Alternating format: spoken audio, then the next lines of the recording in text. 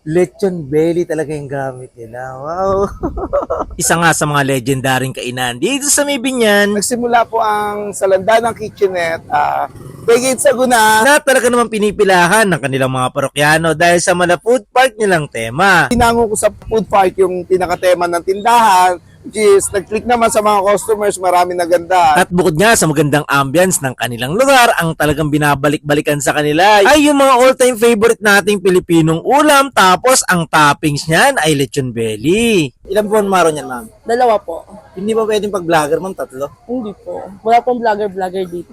Solid nga rin itong bone marrow bulalo nila.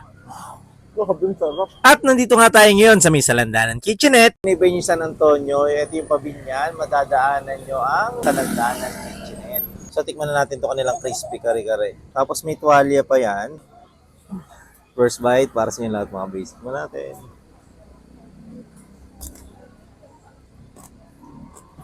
Ang luto.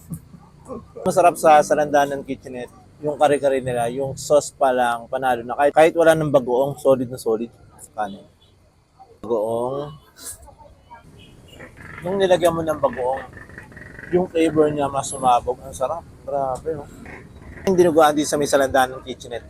So, overloading yung dinuguan nila. Isa sa mga the best dito sa Salandanan Kitchenette, yung kanilang sisig. So, titikman natin yan. Tapos yung anghang kumapit. Panalo. Mas right. Tapos ito naman, may hamonado rin sila. Miss ko yung ganitong lasa ng hamonado. Talaga pampesta ang hamonado. Tara na sa Salandanan Kitchenette. Ito naman yung mechado dito sa Salandanan Kitchenette. Ang maganda sa kanya, may kasama pang bone marrow. Sarap. Sarap. Paldo.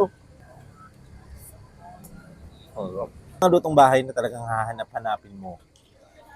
The best talaga sa Salandanan Kitchenette. Pag bulalo, yan ang bone marrow yan.